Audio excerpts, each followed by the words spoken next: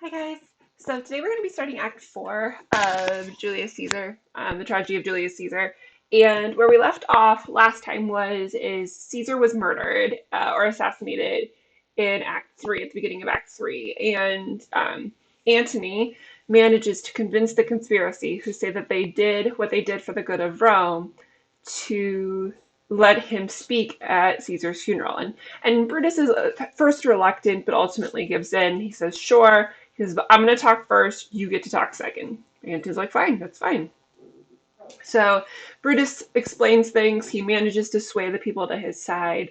And then ultimately, what ends up happening is as soon as Antony takes the pulpit, um, he basically talks about how the conspiracy was wrong to murder Caesar, and he actually incites the crowd into a frenzy and a mob, and they riot, and they get so incensed, so angry that they actually kill somebody just for having the same name as someone in the conspiracy. All right. So we're going to be heading into Act 4. I do have the questions posted for that already. Here they are, located on Classroom. And if you'd like to read along with us, you are welcome to pull up Act 4 over here. Both Act 4 and Act 5 are incredibly short, so I will be covering both this week, and then we'll be heading into spring break as of Friday evening or afternoon. All right, so let's head on over to here. All right. So, like I said, where we last left off, and at the end of all of that, at the end of Antony speaking, at the end of Act 3, Cassius and Brutus actually flee the city. And that's something that I wanted to talk to you about. So, within the city of Rome is a triumvirate which is a three-man leadership group named Antony, Lepidus, and Octavius. So Antony's now become one of the leaders of Rome alongside a guy named Lepidus and a man named Octavius. All right. Cassius and Brutus leave Rome, but set a war camp outside of the city because they plan to. What basically happened is these two dudes started a war, and so Rome turns on Cassius and Cassius and Brutus are fighting to get Rome back. All right. So let's get into it. Okay. So scene one, enter Antony, Octavius, and Lepidus. And remember, they're going to be ruling Rome together. These many then shall die, their names are pricked. They're choosing executions today. When I say that, I mean, um, what I say that is they're writing down the names of the people that are going to die or be executed. And Octavius says to Antony, "You're the oh." He's saying this to Lepidus. He says, "Your brother must die too. Consent you, Lepidus?" And Lepidus is like, "Sure." So he's like, "Okay, my brother's supposed to die. That's fine." And then Octavius says, "Prick him down, Antony." So he's like, "Write him down, Antony." And then Lepidus says, "Upon condition Publius should not live, who is your sister's son." So this is Mark Antony's nephew. And Antony's like, "He shall not live." So he's willing to let his own nephew be killed.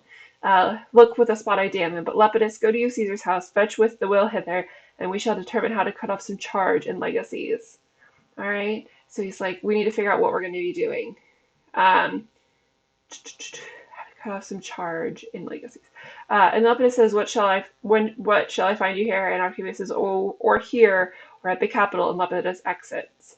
And then Antony like literally starts talking a ton of ish about Lepidus. He's here. He says, "This is a slight, unmeritable man, meet to be sent on errands. Is it fit that three worlds should be divided, that he should stand one of us to share it?" So Antony was meant to be kind of like the golden retriever of Caesar's posse. And here he's talking like total crap about one of the other guys. But the fact that they're willing to like kill their own brothers and nephews is pretty ruthless, I think. Right? Uh, then Octavius says, so you thought him and took his voice, who should be pricked to die in our black sentence and prescription." He's like, "Okay." He's like, "If you feel that way, then why did you let him be part of this?" And Antony says, "Octavius, I've seen more days than you." He's like, "I'm older than you. And though we lay these honors on this man to ease ourselves of diverse slanderous roads, he shall but bear them as an ass bears gold, to groan and sweat under the business, either led or driven as we point the way. And we have brought that treasure where we will. Then we take down this load and turn him off like the empty ass, to shake his ears, and graze in the commons. So Antony doesn't particularly see Lepidus as like a good person or even a good leader. He's like a donkey to me. He is really only useful for doing what I want him to do.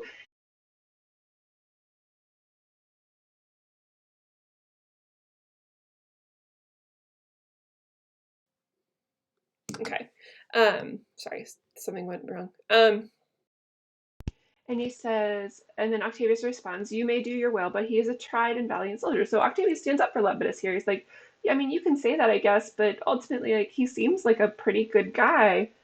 Um, and Antony says, "So is my horse, Octavius." He's like, "Okay, my horse is a tried and valiant soldier, and for that I do not appoint him store of the provender." He's like, "Yeah, my horse is a tried and valiant soldier, but I don't necessarily, want to make him one of the leaders of Rome." He's like, "That is a creature that I teach to fight, to win, to stop, to run directly on. His corporal motion is governed by my spirit, and in some cases Lepidus but so. He must be taught and trained and bid to go forth, a barren spirit fellow, one that feeds on objects, arts, and imitations, which out of the staled by other men, being his fashion, but not talk of him, but as the property." Okay, so he views Lepidus almost like a horse. He's really only good for being told what to do, and on top of that, he can't really think for himself. Whereas like when he was comparing him to a donkey, he's like, he's really only good for the work I don't want to do. Okay, so he doesn't think a lot about Lepidus. All right. um, and so he says, "Brutus and Cassius are levying powers. They're gaining an army. Brutus and Cassius are, and we must straight make head. Therefore, let our alliance be combined, our best friends made, our means stretched, and let us presently go sit in the council. How covert must be best disclosed, and our open perils surest answered." All right, and then they use this simile as to be like a bear and bear baiting. So if you're not familiar with bear baiting, it was the practice of tying a bear down and then letting hounds attack it. It's a really, really cruel and awful sport, but that's how they see themselves here. Octavius says, "Let us do so, for we are at the stake." So he's like, "We are the bear, and we are bait about with many enemies." So he's like, "We've got enemies surrounding us, and some that smile have in their hearts, I fear, millions of mischiefs." He's like, "I don't trust everybody that we've got around us." All right. So, what I want you to do for this last question, number 7, is I believe all of these fall into the categories of simile or metaphor. So just make your case as to which one it is. All right. Act 2, or Act 4, Scene 2. Only 2 questions. All right. It's a really short scene. So there's a drum. Enter Brutus, Lucilius, and an army. Titinius and Pindarus meet them. Okay, so this is outside the walls of Rome, and what is happening here is that Brutus and Cassius are going to be meeting up. They're fighting this war against Rome because remember they think they've done the right thing, and so they're trying to retake Rome. All right, so Brutus says, "Stand ho." Lucilius, "Give the word ho and stand." Brutus, "What now, Lucilius? Is Cassius near?" So Cassius is coming to meet up with Brutus, and Lucilius is like, "He is at hand, and Pindarus is come to do your salutation to his master." All right, Pindarus is going to be Cassius's servant. Brutus says, "He greets me well, your master Pindarus, in his own change or ill officers, hath given some worthy cause to wish things done undone. But if he be at hand, I shall be satisfied." Okay, so he's like, I really want to talk to him. Pindarus, "I do not doubt but my noble master will appear. Such as he is full of regard and honor." And Brutus says, "He is not doubted." Brutus, Lucilius, walk aside. "A word, Lucilius. How he received you, let me be resolved." And he's like, "So, Lucilius, I mean, you just talked to Cassius. How was it?" And Lucilius says, "With courtesy and respect enough, but not with such familiar instances, nor with such free and friendly conference as he hath used of old." So he's in saying, like, that ultimately Cassius seems a little standoffish for some reason. And Brutus says, "Thou hast described a hot friend cooling," so a friend where you used to be really close. He seems to be giving him like the cold shoulder. "Ever note, Lucilius, when love begins to sicken and decay, use this an enforced ceremony. There are no tricks in plain and simple faith, but hollow men, like horses hot at hand, make gallant show and promise of their mettle. Lo, march within. But when they should endure the bloodiest spur, they fall their crest like deceitful jades, sink in the trial, comes his army on."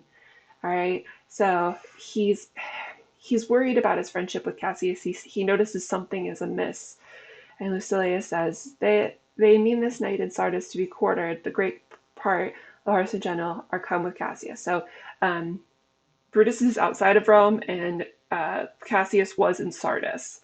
Enter Cassius with his powers, so his like posse. All right. And Brutus says, Hark, he has arrived. Mark gently on to meet him. Cassius says, Stand ho. Brutus says, Stand ho. Speak the word along.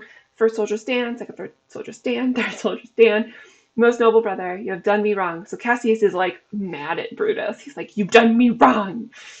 All right. And Brutus is like, Judge me, you gods. Wrong I mine enemies. And if not so, how should I wrong a brother? He's like, what have I done? Brutus, this sober form of your hides wrongs, and then you do them. And Brutus is like, Cassius, content, speak your grief softly. I do not. So like, dude, whisper. I know you well before the eyes of both our armies, which should perceive nothing but love from us. He's like, we need to be united here. We don't want our armies to think that we're divided. And then he says, let us not wrangle, but bid move away. So he's like, let's head into my tent. We'll talk about this in larger groups, and I will give you audience. And Cassius says, Pindarus, bid our commanders lead off the charges. Good morning, morning. A little from this ground. Brutus, Lucius, do you like, and let no man come to our tent till we have had our own conference. Let us Lucilius and Titinius guard the door. All right, so Cassius and Brutus meet up, and they're not getting along. All right, there is something amiss. All right, so and we're going to find out exactly what that is tomorrow. All right, so I will see you then, my friends. Have a great day.